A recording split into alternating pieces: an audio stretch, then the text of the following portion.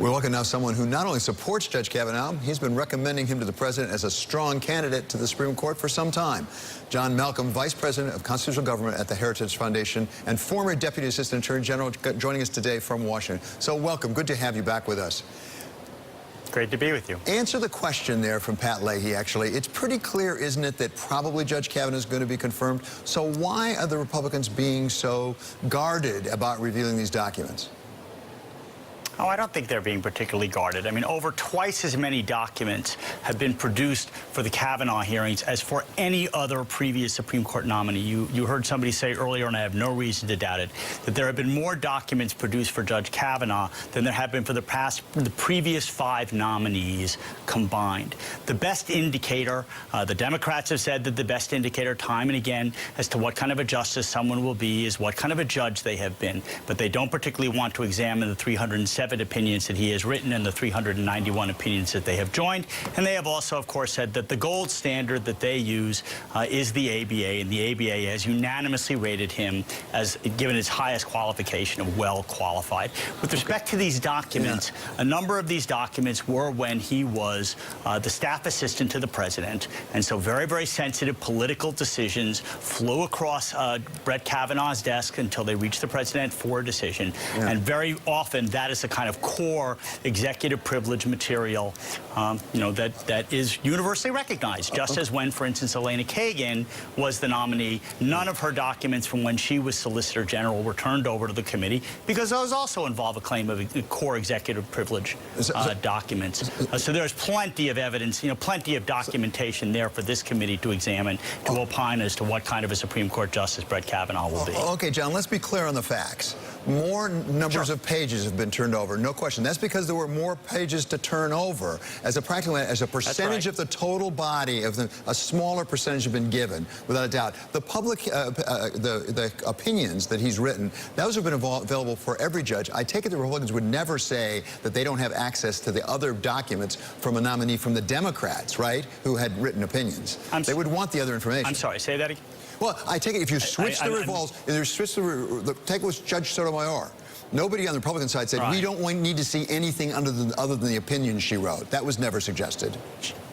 All she'd ever been was a judge. That's correct. She hadn't served in an executive branch position. But she had to turn over all the documents that were relevant. Right?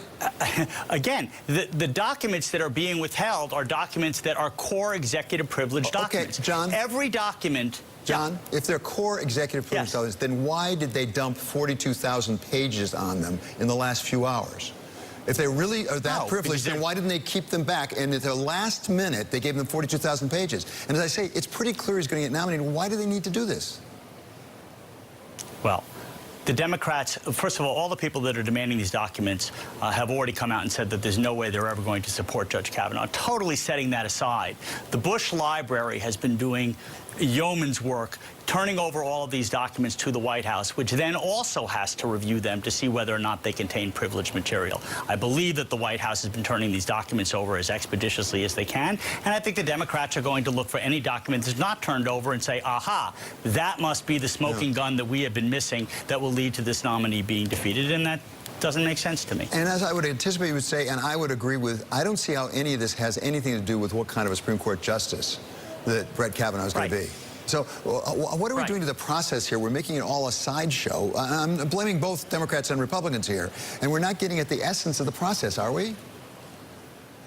Well, that is fair enough. I mean, it's a circus what's going on right now in the Senate Judiciary Committee hearing room, and unfortunately, the process to confirm any kind of judges, and particularly Supreme Court justices, has been politicized. Both parties are to blame for that, but I'm not sure you can put that genie back in the bottle at this stage. Yeah, I'm not sure that the Supreme Court is better for the experience. I suspect you'd agree with that.